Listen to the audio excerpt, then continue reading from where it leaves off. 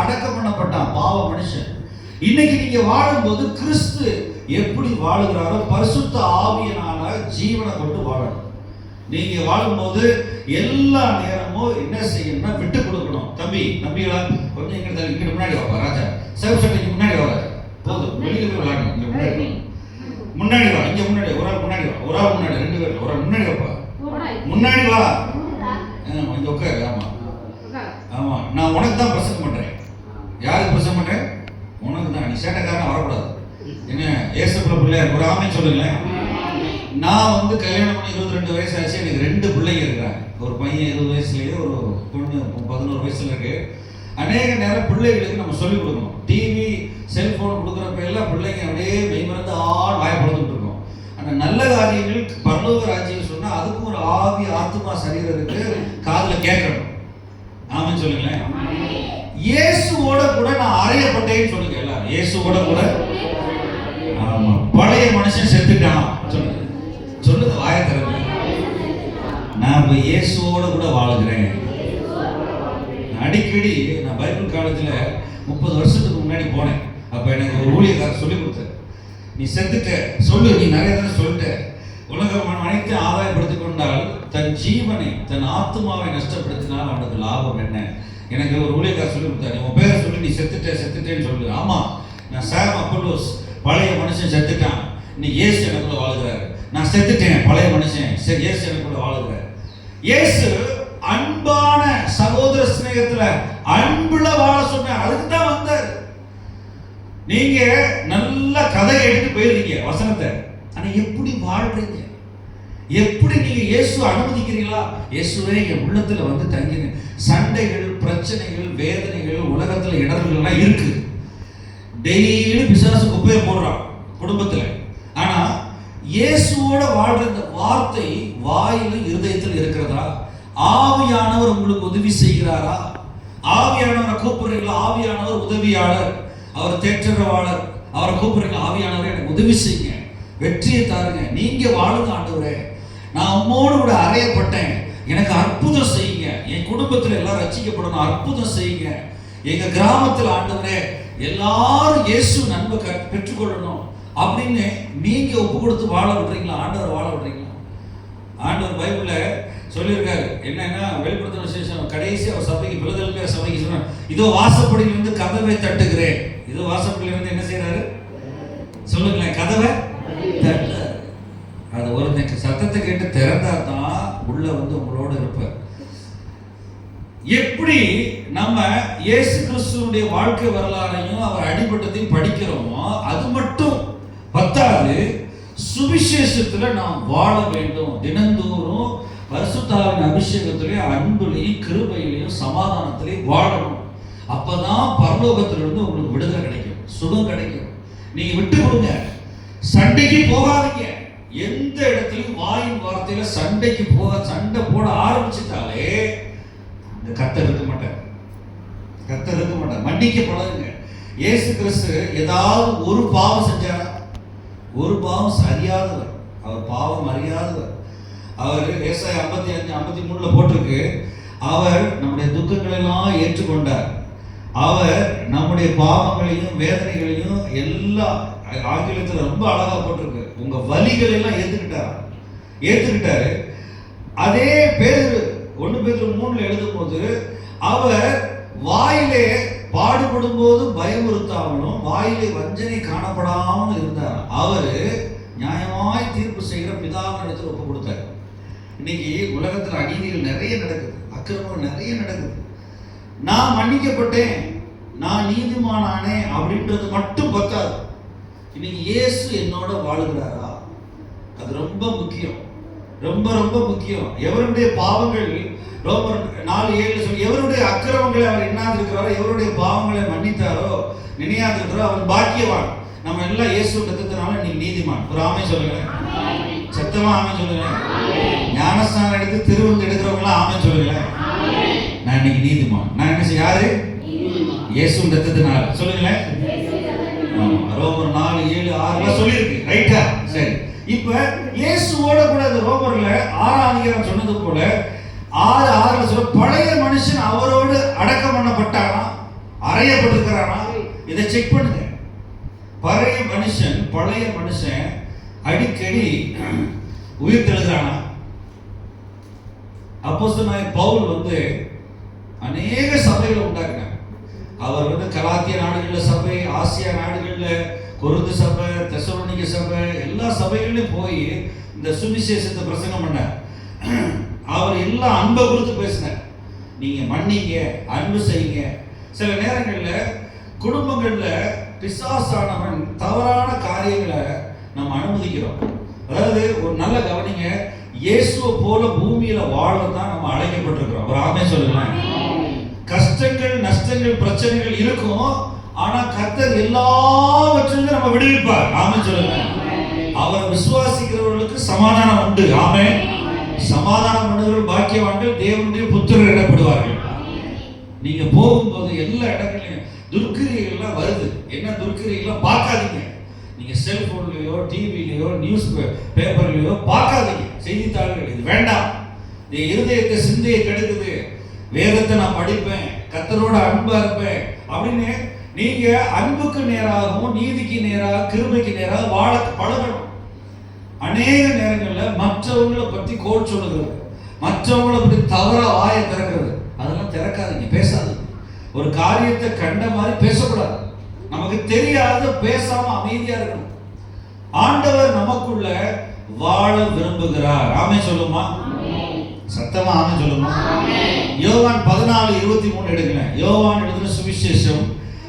கர்த்தர் ஆண்டவர் ரொம்ப மரிக்கும் முன்னாடி சில ரகசியங்கள்லாம் சொல்லிட்டு அவர் பரலோகத்துல அவர் போறதுக்கு முன்னாடி யோவான் 14, 15, 16 ரொம்ப ரகசியமா சொல்லியிருக்கிறார். என்னென்ன காரியங்கள் சுருக்கமா அது திவ்ய வாசனா யோவான் எழுதி வச்சிருக்காரு. பாருங்களேன். 23ஆம் வசனம். இயேசு அவனுக்கு பிரதித்திரமாக, ஒருவன் என்னில் அன்பாய் இருந்தால் அவன் என் வசனத்தை கைக்கொள்வான், அவனில் என் பிதா அன்பாய் இருப்பார், நாங்கள் பிதாவும் இயேசு கிறிஸ்துவும் வார்த்தையான அவர் அவனிடத்தில் வந்து அவனோட என்ன பண்ணுவோம்? சத்தமா சொல்லுங்க. ஆங்கிலத்தில் போட்டு குடியிருப்போம் போட்டு. என்ன போடுவோம்? குடியிருப்போம். 2 பேர். இப்ப இவங்க 2 பேர் ஆவியானவர் வருவாரா வரமாட்டாரா? ஆவியான அபிஷேகம் பெற்றுக்கொள்ளணும். ஆவியானவருடைய அபிஷேகம் பெற்றுக்கொள்ளணும். இன்னைக்கு நான் இயேசுவை விசுவாசிச்சு, அவர் பாடுகள் மரணங்களை விசுவாசிச்சு, நான் கண்ணீரோடு அவரை ஏற்றுக்கொண்டேன், ரட்சகரை ஏற்றுக்கொண்டேன்னா அவர் எனக்குள்ள வாழணும்.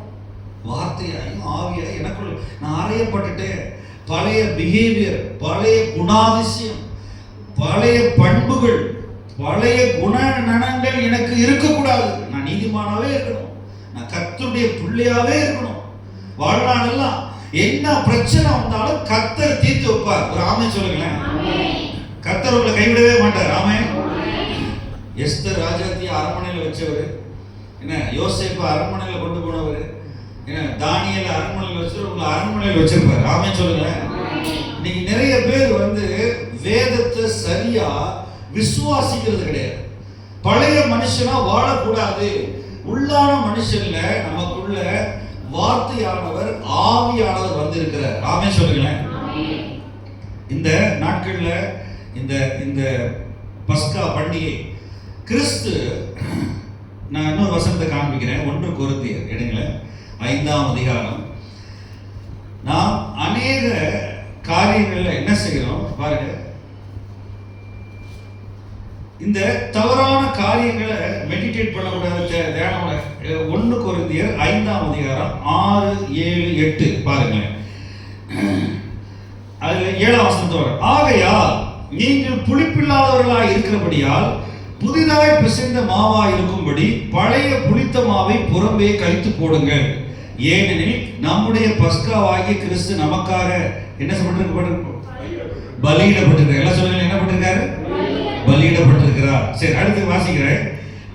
ஆதலால் பழைய புளித்த மாவோட அல்ல, துர்க்குணம் பொல்லாப்பு என்னும் புளித்த மாவோடு அல்ல, துப்புரவு உண்மை என்னும் புளிப்பில்லாத அப்பத்தோட பண்டிகை ஆசரிக்க கடவோம். ஒரு ஆமை சொல்லுங்களேன். பாவம் நமக்குள்ள வரக்கூடாது. நமக்குள்ள உலக பிரகாரமான காரியம், ஜென்ம சுபாவங்கள் நமக்குள்ள வரக்கூடாது. உண்மையிலே நான் கிறிஸ்துவோட கூட அறையப்பட்டேனா, நான் பழைய மனுஷன் எனக்குள்ள செத்து போயிட்டானா, எனக்குள்ள ஆவியானவர் வாழ்றாரா? இன்னைக்கு இந்த சரீரத்துல இது ஆண்டவருடைய ப்ராப்பர்ட்டி. ஒரு ஆமை சொல்லுங்களேன். சரீரம் யாருடையது? ஆண்டவருடையது. இது எதுக்கு ஆண்டவர் படைச்சாரு அப்படின்னு சுருக்கமா ரகசியத்தை சொல்றேன். நிறைய வசனம் இருக்கு. இது ஆஸ்பத்திரிக்கு போக, ஊசி குத்த, டாக்டர் காசு கொடுத்து இப்படி லட்சக்கணக்கான அறுத்து எடுக்க இல்லை. இது எதுக்குன்னா, ஒழுங்கா இயேசு உள்ள வாழ்ந்த அன்பு நடந்தீங்கன்னா, எல்லாரையும் மன்னிச்சிங்கன்னா, இது மறுரூபமாயி, எப்படி இயேசு கிறிஸ்து மறுரூபமலைக்கு கூட்டு போனோடனே பேதுரு, யாக்கோபு, யோவான் 3 பேருடைய அப்படியே மறுரூபமானோடனே அங்கே எலியாவும் மோசையும் வந்தாங்க.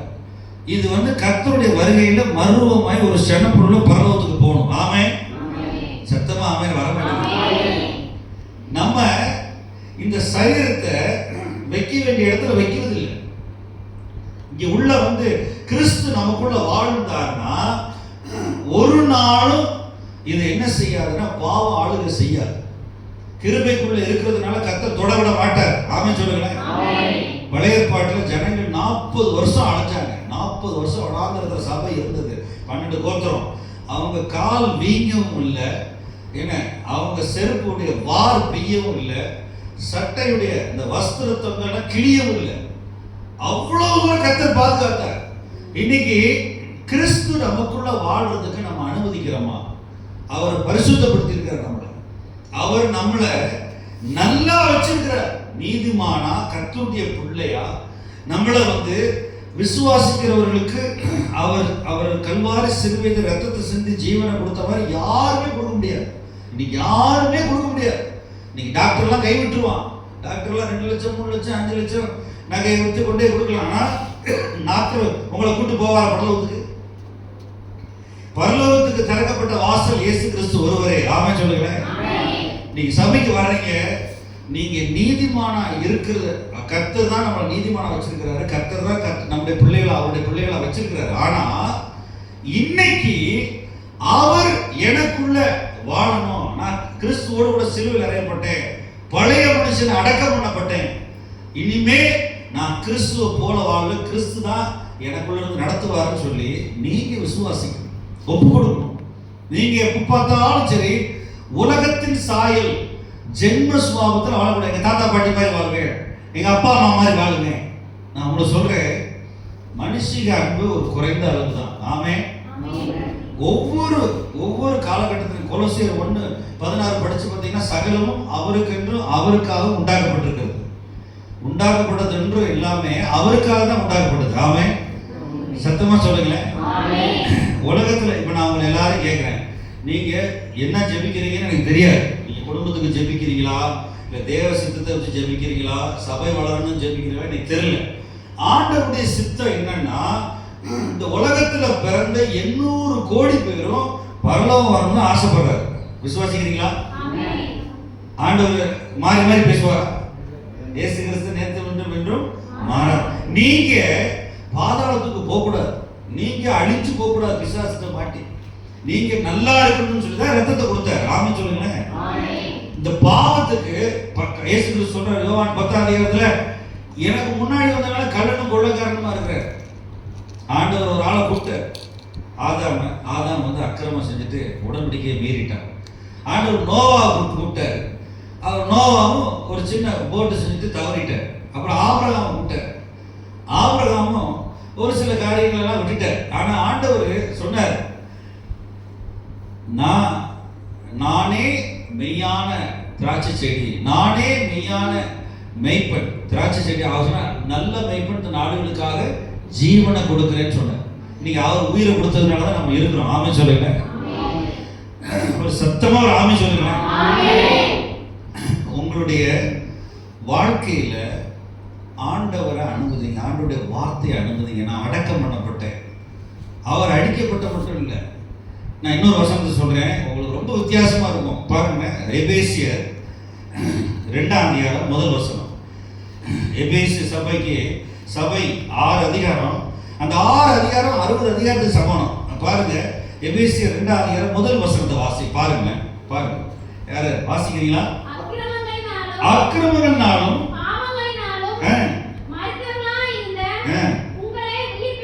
பாத்தீங்களா?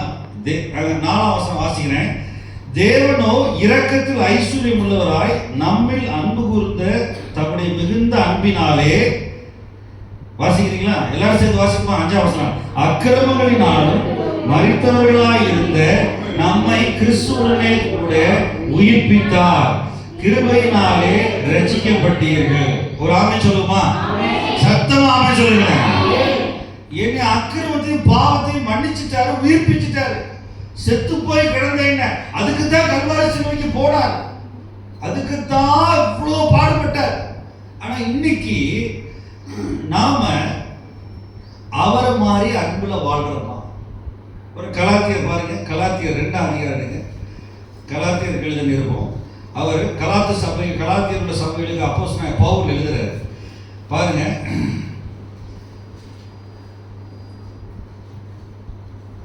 இயேசுவின் மேல் விசுவாசிகளானோம், விசுவாசத்தினாலே. ஆமா, அதுல நீங்க வீட்டுக்கு போய் 2ஆம் அதிகாரம் ஃபுல்லா படிச்சு பாருங்க. அதுல 20ஆம் வசனத்தை மட்டும் பாருங்க. 20ஆம் வசனம் 2:20. எல்லாரும் சேர்ந்து வாசிப்போமே, எல்லாரும் சேர்ந்து மனசுல பதியிருப்பேன். கிறிஸ்துவுடனே கூட சிலுவையில் அறையப்பட்டேன், ஆயினும் பிழைத்திருக்கிறேன். இனி நான் அல்ல, கிறிஸ்துவே எனக்குள் பிழைத்திருக்கிறார். நான் இப்பொழுது மாம்சத்தில் பிழைத்திருக்கிறதோ, என்னில் அன்பு கூர்ந்து எனக்காக தம்மைத்தாமே ஒப்பு கொடுத்த தேவனுடைய குமாரனை பற்றும் விசுவாசத்தினாலே பிழைத்திருக்கிறேன். ஒரு ஆமென் சொல்லுமே. இன்னைக்கு நீதிமானா வாழ்றது கிறிஸ்து வாழ்வது போல அவர் உள்ள இருந்து வாழணும், மன்னிக்க பழகணும், சண்டை போட பழகக்கூடாது, ஜென்ம சுபாவம் வரவே கூடாது. எவன் தப்பு பண்ணானோ அதை 100 தடவை சொல்லிட்டு இருக்க கூடாது. யார் கடன் வாங்கினா, யார் தவறா பேசினா, யார் அநியாயம் பண்ணா, அவன் குடும்பத்துல, சொந்தத்துல, அக்கா தங்கச்சி தாத்தா பாட்டி, அவங்களெல்லாம் மன்னிக்கணும். இயேசுவின் ரத்தத்தினால அவர் கல்வாரி சிலுவையில தொங்கிட்டு இருக்கும்போது அவர் தாடியை பிச்சாங்க, அடிச்சாங்க, துப்புனாங்க, மன்னிச்சாரு. இன்னைக்கு நம்ம மன்னிக்க ஆசை இருக்கா? இல்ல ஒரு வார்த்தை கேட்டு கொடுக்கணும். என்னதை கேட்க போறீங்க? சில பேர், சில சகோதரிகள் என்னன்னா வீட்டுக்காரரை தூண்டி விடுற மாதிரி, சில இடத்துல நாய் சூச்சுன்னு சொன்ன மாதிரி போக கேட்டுவாங்க, அக்கா கேட்டுவாங்க, வார்த்தை தூண்டி விடுறது. கலகத்தை பண்ணவே கூடாது. தேவன் கலகத்தின் தேவனா இல்லாமல் சமாதானத்துக்கு தேவனா இருக்கார். நீங்க நம்ம எல்லாம் மனம் திரும்பணும். சொல்லுங்களேன், நான் எல்லாரும் மனம் திரும்பணும். நான் ஜென்ம சுபாவத்தின்படி வாழக்கூடாது. பவுல் அந்த சபைக்கு சொல்லும்போது சொல்ற, கலாத்திய சபைகளுக்கு ஆவியின்படி வாழுங்க, நீங்க ஆவியில கனி கொடுங்க, நீங்க உலக பிரகாரமா நியாய பிரமாணமா வாழாத, அன்பின் பிரமாணம், கிருபையின் பிரமாணம், விசுவாச பிரமாணம், ஆவியின் பிரமாணம், நீங்க கிறிஸ்துவின் அன்புல வாழுங்க, சண்டை போடாதீங்க ஒருத்தர் அப்படிதான் பவுல் சொல்ற. நான் அல்ல, பவுல் என்ன சொல்ற, அடியெல்லாம் மிதியெல்லாம் வாங்கி அங்க ஜெயிலுக்கு போயிட்டு இயேசுவை பிரசங்கிச்சா அடிக்கிறாங்க, இயேசுவை சுவிசேஷம் சொன்னா பிசாசு ஒருத்தர அடிக்கிறாங்க. அப்போஸ்தலர்கள் 16ஆம் அதிகாரத்தை கொண்டு போய் பவுலை சீலாவை கொண்டு ஜெயில போட்டாங்க. இன்னைக்கு அப்படி அடி வாங்கின அந்த கர்த்தருடைய மனுஷன் எழுதி வச்சிருக்காரு, நான் வாழல, எனக்குள்ள கிறிஸ்து வாழுகிறார். ஆமென் சொல்லுங்க. இதுதான் நீங்க கற்றுக்கொள்ள வேண்டும். இந்த வெளிப்பாடு உங்களுக்கு கிடைச்சிச்சுன்னா நீங்க சூப்பரா கனி கொடுத்து பரலோகம் போவீங்க. ஆமென்.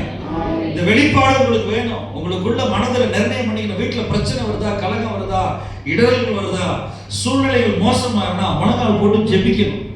முழங்கால் போட்டு ஜெபிச்சு யார் அயோக்கியத்தனம், அநியாயம் பண்றானோ, அக்கிரமம் பண்றானோ மன்னிக்கணும்.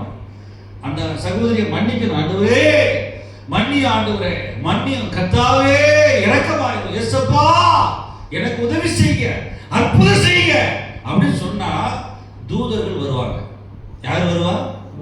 சத்தமா வாயத்திறந்து சொல்லுங்க. ஆமா, அப்பதான் போட்டிருக்கு பைபிள்ல. அப்போஸ்தலர்கள் 12ஆம் அதிகாரத்துல சபையெல்லாம் கூடி ஜெபிச்சாங்க. பேதுரு லாகப்ல வச்சுட்டாங்க உள்ள போய். அப்ப ஜெபிக்கும் போது அங்க தூதர்கள் பரலோகத்துல இருந்து உடனடியா பரலோகத்துல ஜெபம் போய் 1ஆம் காவல் 2ஆம் காவலை விட்டு கர்த்தர் கூட்டு வந்தார். இன்னைக்கு நமக்கு தேவை என்னன்னா, கிறிஸ்து நமக்குள்ள வாழ அனுமதிக்கணும். கிறிஸ்துவே இயேசப்பா நீ வார்த்தையா இருக்கிற, இந்த சுவிசேஷம் புக்குல இருக்கக்கூடாது, எனக்குள்ள இருக்கணும். நீங்க கிறிஸ்துவ போல வாழணும். பழைய மனுஷன் அறையப்பட்டான் சிலுவையில, பழைய மனுஷன் அடக்கம் பண்ணப்பட்டான். இனிமே பழச பேசக்கூடாது, பழைய போட்டோலாம் கிழிச்சு போட்டு எரிச்சிடணும் இயேசு நாமத்தினால. ஒரு ஆமேனே காணும். நான் அங்கிட்டு இருந்தேன் இங்கிட்டு இருந்தேன், அது அந்த கோயிலுக்கு போனேன் இங்கிட்டு போனேன் இங்கிட்டுலாம் பேசக்கூடாது. பயத்திலிருந்து பழைய சினிமா பாட்டு பழைய குப்பையெல்லாம் நினைச்சுக்கிட்டு இருக்கக்கூடாது. தேவையில்லாத வாயை திறக்கூடாது, வாயை வந்து மாட்டிக்கூடாது. அதெல்லாம் போச்சு. பழைய மனுஷன் போயிட்டா இன்னைக்கு உங்களை நீதிமானா வச்சிருக்கிறாரு. உங்களுக்குள்ள அவர் வாழுகிறார். ஆமே. அவர் வந்து அவருக்கு பேர் இருதயநாதர். ஒரு பாட்டு கூட இருக்கு, என்ன? பாவங்கள் போக்கவே சாவங்கள் நீக்கவே பூலோகம் வந்தாரையா, தங்கத்தை கேட்கவில்லை வைரத்தை உள்ளத்தை கேட்டாரையா. உள்ளத்துல வாழணும். அவர் அடிபட்டது நோக்கமே, ரத்த சிந்தனை நோக்கமே தன்னுடைய ஆத்ம வருத்தத்தின் பலனை காண்பார். அவர் வந்தது உங்களை எல்லாருக்குள்ளேயும் வாழ, உங்க எல்லாருக்குள்ளேயும் அவர் வந்து அன்பை கொடுக்க, அன்பை ஊற்ற, அதுக்கு தான் வந்தார். அநேகர் வந்து இந்த முழுமையான இந்த சுவிசேஷத்தை விட்டுறாங்க.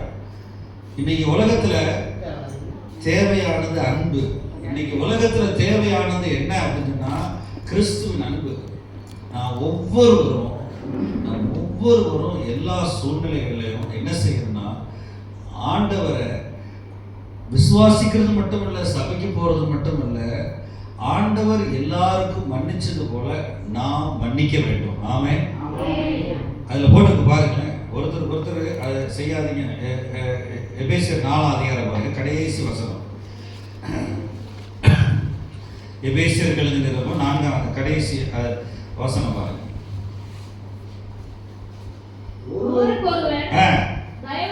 தயவாயும்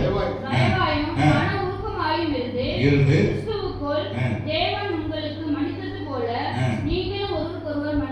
பாத்தீங்களா? 30ஆம் வசனம் போட்டிருக்கு, அன்றியும் நீங்கள் மீட்கப்படும் நாளுக்கு என்று முத்திரையாக பெற்ற தேவனுடைய பரிசுத்த ஆவியை துக்கப்படுத்தாதீர்கள்.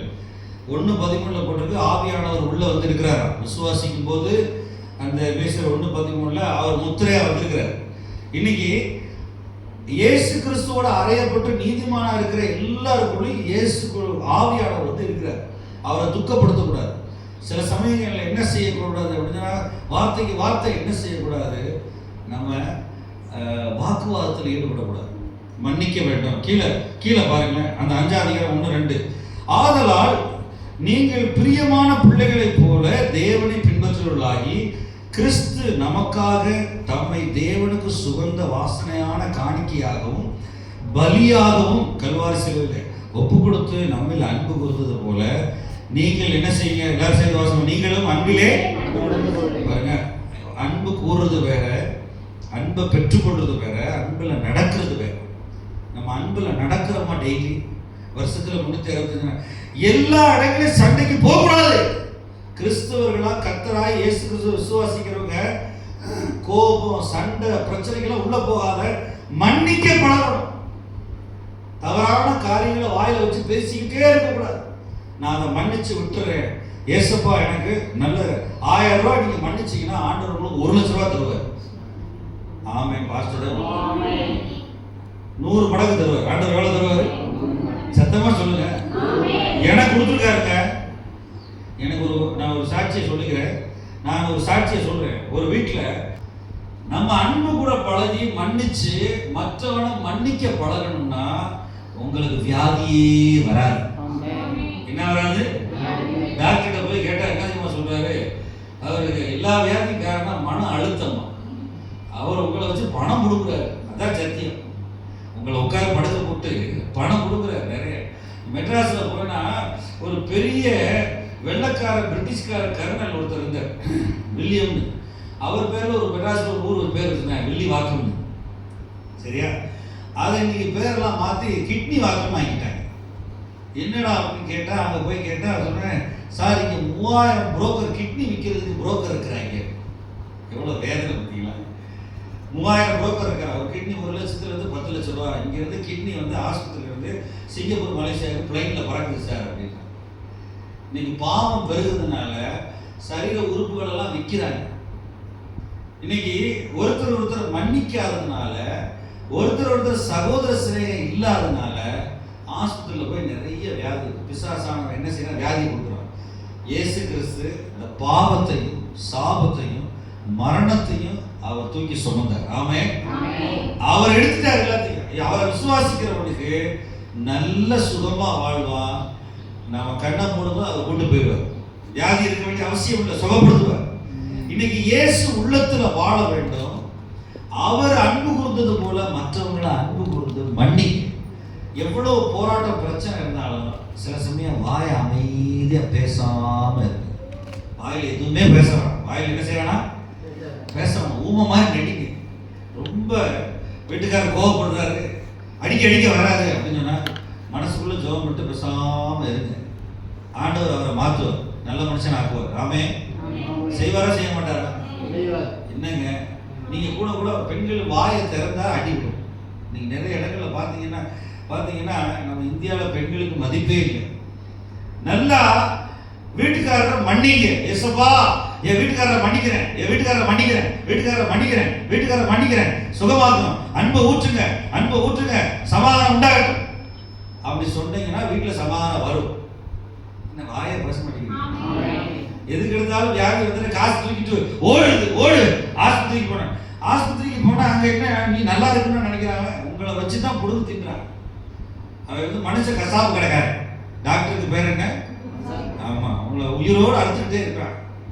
ஆமா, நீ உன் காசை கொடு, உன் வேலை வெட்டி போய் படுத்துக்க 3 லட்ச ரூபா கொடு, உடனே அறுத்து நான் உழைக்கிறேன். அதுக்கு ஆண்டவர் வைக்கவே இல்லை. சரீரம் வந்து அவருடைய ஆலயம். இன்னைக்கு நிறைய இடங்கள்ல இயேசு உள்ளத்துல வாழ்ந்தார்னா நம்ம மன்னிக்க பழகணும், அன்பு கூற பழகணும். பழச பேசாதீங்க, பழைய காரியங்களை பேசாதீங்க. கல்யாணம் பண்ணிட்டீங்க அப்படின்னு சொன்னா ஒரு புது குடும்பம். பெண்ணு வீட்டுக்காரங்க என்ன செய்யறாங்க, பெண்கள் சகோதரிகள் வந்து மாப்பிள்ளை வீட்டுக்காரங்களை பத்தி பேசக்கூடாது.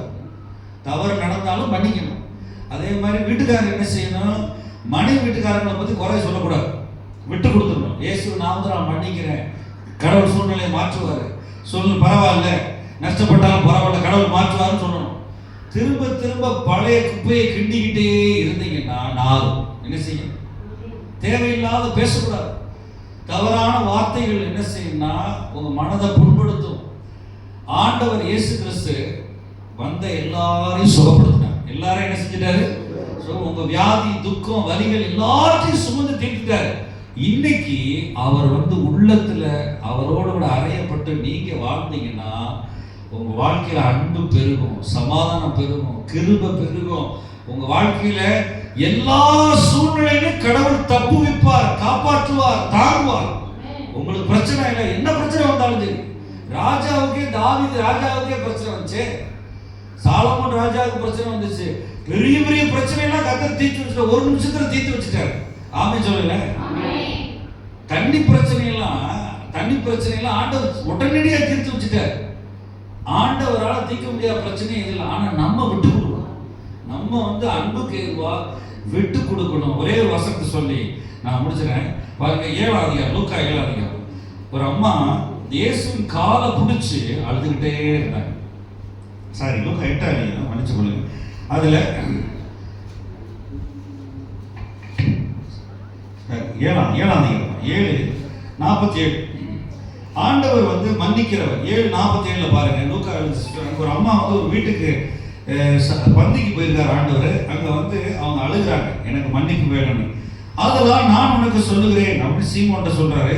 இவள் செய்த அநேக பாவங்கள் மன்னிக்கப்பட்டது, இவள் மிகவும் அன்பு கூர்ந்தாலே எவனுக்கு கொஞ்சம் மன்னிக்கப்படுகிறதோ அவன் கொஞ்சமாய் அன்பு கூறுவார் என்று சொல்லி அவளை நோக்கி உன் பாவங்கள் மன்னிக்கப்பட்டது என்றார். ஆமென் சொல்லுமா.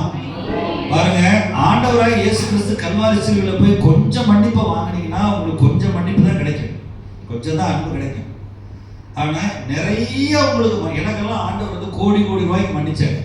அதனால எல்லாரையும் நான் மன்னிப்பேன். எல்லா ஜாதியாரும், எல்லா பாஷைக்காரன், எல்லா மொழி பேசுற வடக்கேன், என்ன எல்லாரையும் மன்னிப்பேன். எனக்கு பிரச்சனையே கிடையாது.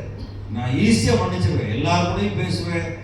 இந்திக்காரனையும் மன்னிப்பேன், மலையாளத்துக்காரையும் மன்னிப்பேன், சிங்களக்காரன் எல்லாரையும் மன்னிக்க சொல்லிதான் கடவுள் சொல்லியிருக்காரு. நீங்க இருதயத்தில் தூக்கி வைக்க இந்த கசப்புகள், விரோதங்கள், கோபங்கள்லாம் தூக்கி வச்சீங்கன்னா தூக்கம் வராது. என்ன வராது? தூக்கம் வராது. எத்தனை மாத்திரை போட்டாலும் முடிச்சு கிடப்பீங்க.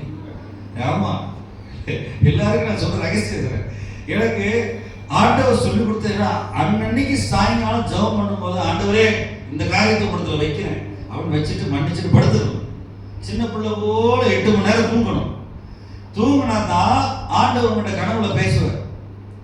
என்ன படுக்கும்போது சரி கட்டையை சாப்போம், ஒரே வேலையா கிடக்கு அப்படின்னு பொத்துன்னு விழுந்தா கெட்ட கெட்ட கனவா தான் வரும்.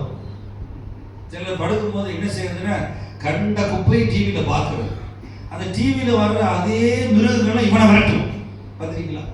ஆத்துமா நிம்மதியா இருக்கு. டிவியில பாம்பு வந்தா இவன்ட்ட பாம்பு வரும், டிவியில நாய் வந்துச்சு குரங்கு வந்துச்சுன்னா இவன்ட்டே குரங்கு. நம்ம மனசை நிம்மதியா சமாதானமா இருக்கிறது இல்லை. ஜெபம் பண்ணுவோமா? ஜெபம் பண்ணுவோம். இந்த நாளில் ஆண்டவர்கிட்ட அந்த வசனத்துல பார்த்தது போல